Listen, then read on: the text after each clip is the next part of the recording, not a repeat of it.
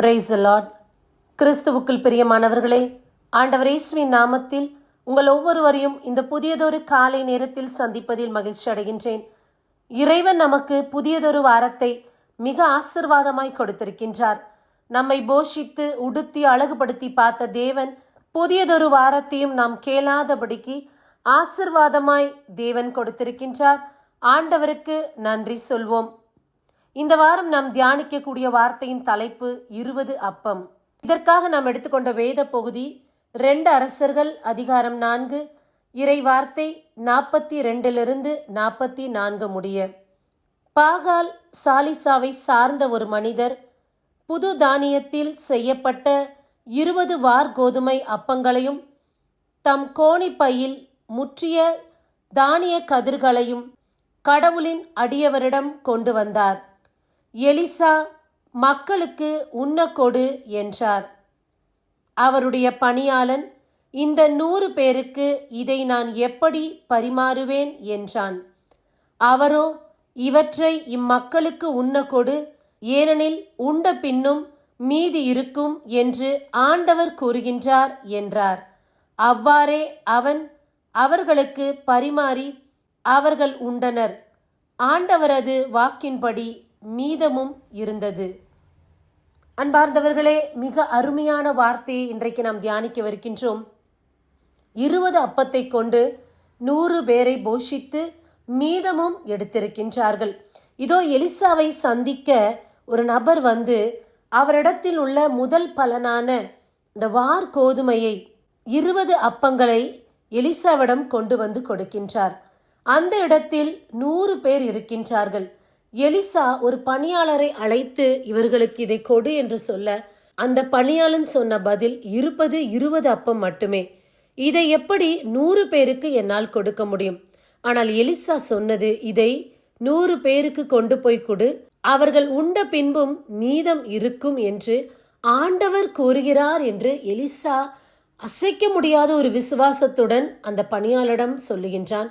அதே போல் அந்த பணியாளரும் அந்த அப்பத்தை கொண்டு சென்று அவர்களுக்கு பரிமாறி மீதமும் எடுத்திருக்கின்றார். பிரியமானவர்களே, இந்த வசனமும் வார்த்தையும் நமக்கு எதை குறிப்பிடுகின்றது? அசாதாரியமான காரியம், இல்லாத ஒன்றை இருக்கிறதாக மாற்றுகிற தேவன் நம்மோடு இருக்கின்றார். குறைவாக இருந்தாலும் அந்த குறைவை எப்படி நிறைவோடு நடத்துவது, அந்த குறைவை எப்படி தேவன் நிறைவு செய்வது, அப்பேற்பட்ட தேவன் நம்மோடு இருக்கின்றார். எலிசாவிடம் வந்த மனிதர் கொண்டு வந்தது 20 அப்பம் மட்டும்தான். ஆனால் எலிசா அவருடைய விசுவாசம் தேவனிடத்தில் கொண்டது பெரிதான விசுவாசம், அசைக்க முடியாத விசுவாசம், தயங்காத ஒரு விசுவாசம். ஏனென்றால் அவர் ஆண்டவர் சொன்னபடியே கீழ்ப்படிந்து எந்த ஒரு தயக்கமும் இன்றி அதே வார்த்தையை விசுவாசத்துடன் அந்த பணியாளரிடம் அவர் தயங்காமல் கூறுகின்றார். இந்த 20 அப்பத்தை 100 பேருக்கு கொடு, மீதம் எடுக்கப்படும் என்று. பிரியமானவர்களை, நம்முடைய வாழ்க்கையை சற்றே ஆராய்ந்து பார்ப்போம். இப்படிப்பட்ட சூழ்நிலை நம்மிடத்தில் வந்தால், இப்படி ஒரு அசைக்க முடியாத விசுவாசம் நம்மிடத்தில் இருக்குமா? நாளைக்கு நமக்கு பணம் தேவையாகி இருக்கின்றது, ஆனால் இன்று வரையிலும், இந்த இரவு வரையிலும் நம் கைக்கு அந்த பணம் கிடைக்கவில்லை. ஆனால் ஆண்டவர் சொல்லியிருக்கின்றார், உன் தேவைகள் சந்திக்கப்படும் என்று. இந்த வார்த்தையை நம்பி விசுவசித்து நீங்கள் விசுவாசத்தின் அறிக்கையிடுவீர்களா, அல்லது சந்தேகத்தோடு ஆண்டவர் சொல்லிவிட்டார், ஆனால் இந்த இரவு வரை எந்த பணமும் கிடைக்கவில்லை, நாளைக்கு மட்டும் கிடைத்து விடுமா என்று அவ்விசுவாசத்தோடு இருப்பீர்களா? அல்லது ஆண்டவர் சொல்லிவிட்டார், நிச்சயமாக கிடைக்கும், இந்த இரவு இல்லை என்றால் என்ன, அவர் கொடுக்க வேண்டும் என்றால் ஒரு நொடி பொழுது போதுமே என்று கடுகளவும் சந்தேகமில்லாத ஒரு விசுவாசம் நம்மிடத்தில் இருக்குமா? இந்த இடத்தில் எலிசா சற்றே சந்தேகப்படாதபடி 20 அப்பமாக இருந்தால் என்ன, 2ஆக இருந்தால் என்ன, என் ஆண்டவர் சொல்லிவிட்டார், அது அவர்களுக்கு போதுமானதாக இருக்கும் என்று தயங்காது விசுவசித்து அதை பந்தியில் பரிமாற சொன்னார். இன்றைக்கு நாம் நம்முடைய தேவைகளில் அந்த நேரம் அது கிடைக்கவில்லை என்றால் உடனடியாக நம்முடைய நாவிலிருந்து வரக்கூடியது அவ்விசுவாசமான வார்த்தை. நான் ஜெபித்தேன், ஆனால் கிடைக்கவில்லை, எப்போது கிடைக்கும், எப்படி கிடைக்கும், இதுக்கு வழியே கிடையாதே, யார் கொடுக்க முடியும், எனக்கு உதவி செய்ய எந்தவித நபர்களும் இல்லையே, யாரும் கிடையாதே, பிறகு எப்படி கிடைக்கும் என்று அவிசுவாசமான வார்த்தை. எப்படியோ கிடைக்கும், ஆண்டவர் எனக்காக வாசலை திறப்பார், நபர்களை உண்டு பண்ணுவார், என் தேவையை சந்திப்பார் என்று நாம் இன்றைக்கு எலிசா போல் சொல்ல தயாராக இருக்கின்றோமா? நம்முடைய விசுவாசம் இத்தனை தூரம் வந்திருக்கின்றதா நம்முடைய வாழ்க்கையில்? பிரியமானவர்களே, மிக சிறிய சம்பவம் தான் இது.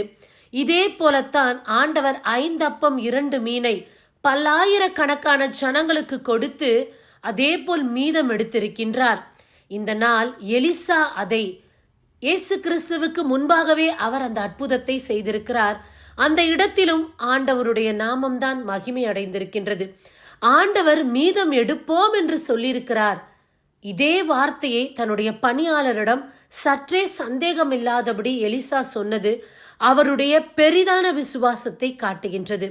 அது 20 இருந்தாலும் 2 இருந்தாலும் 1 இருந்தாலும் என் ஆண்டவர் போஷிப்பதுதான், மீதம் எடுப்பதுதான், அவர் சொன்ன வார்த்தையில் மாற்றம் கிடையாது என்று தயங்காது விசுவசித்த எலிசாவுடைய விசுவாசத்தின்படியே அந்த இடத்தில் அற்புதம் நடந்தது. பிரியமானவர்களே, இன்றைக்கு நம்முடைய விசுவாசமும் தயங்காத விசுவாசமாய் இருக்க வேண்டும், சந்தேகப்படாத விசுவாசமாய் இருக்க வேண்டும், சூழ்நிலைகளை பார்த்து பயப்படாத விசுவாசமாய் இருக்க வேண்டும்.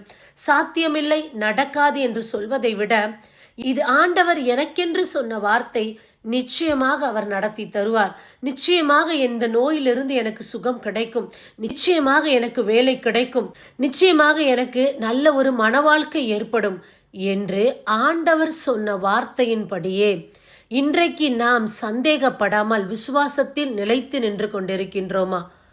நம்முடைய விசுவாசம் எப்படி இருக்கின்றது? ஒவ்வொரு நாளும் ஒவ்வொரு மனிதனுடைய வார்த்தைக்கு ஏற்றவாறு அசைந்த ஒரு விசுவாசம். ஆம் என்றால் ஆம், இல்லை என்றால் இல்லை. மற்றவர்கள் சொல்லக்கூடிய ஒவ்வொரு வார்த்தைக்கு ஏற்றவாறு நாமும் நம்முடைய வழிகளையும் எண்ணங்களையும் மாற்றிக்கொண்டிருக்கிறோம். இந்த நிலையில் ஆண்டவருடைய வார்த்தை எவ்வாறு செயல்பட முடியும்?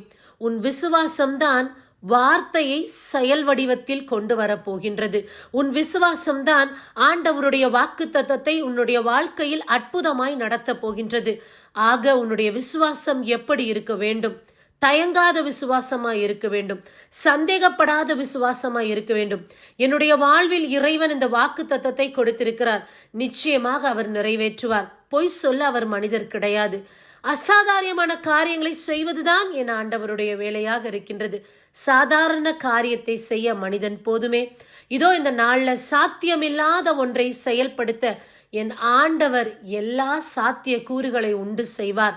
அப்படிப்பட்ட தயங்காது விசுவாசம் நம்மிடத்தில் வேண்டும். பிரியமானவர்களே, இந்த சம்பவத்திலிருந்து நாம் அறிந்து கொள்ள வேண்டிய ஒரே விஷயம், என்ன நடந்தாலும் சரி, ஆண்டவர் சொன்ன வார்த்தை என்னுடைய வாழ்வில் நிறைவேறியே தீரும்.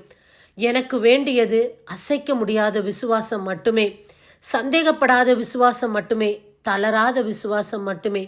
அதில் நிலைத்திருந்தால் ஆண்டவர் சொன்ன வார்த்தை என்னுடைய வாழ்க்கையில் நிச்சயமாக ஆமேன் என்று நிறைவேறும். இந்த வார்த்தையை பற்றி பிடித்துக் கொள்வோம். எலிசா எவ்வாறு 20 அப்பத்தை கொண்டு 100 பேரை போஷித்தாரோ அதே போல இறைவன் ஒன்றுமே இல்லாத நம்முடைய வாழ்க்கையில் எல்லாவற்றையும் கொடுத்து நிறைவாக போஷிக்க அவர் வல்லமையுள்ளவராய் இருக்கின்றார். நம்புவோம், முழு மனதோடு விசுவசிப்போம், அற்புதத்தை காண்போம். ஆமேன். கண்களை மூடி செபிப்போமா? அன்பே உருவான இறைவா, அருமையான வார்த்தையை கொடுத்தமைக்காக உமக்கு நன்றி செலுத்துகிறோம். இதோ இந்த நாளில எலிசா எவ்வாறு இந்த அற்புதத்தை செய்தாரோ, 20 அப்பத்தை கொண்டு 100 பேரை போஷித்தாரோ, அவருடைய விசுவாசத்தை போல எங்களுடைய விசுவாசத்தை பெருக செய்யும்.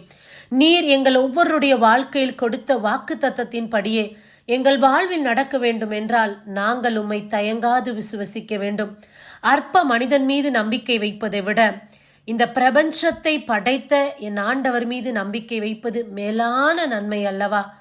இந்த நாளில் நாங்கள் ஒவ்வொருவரும் தேவனிடத்தில் நிலையான விசுவாசத்தை கொண்டு அற்புதங்களை ருசிக்க போகிறோம், அனுபவிக்க போகிறோம்.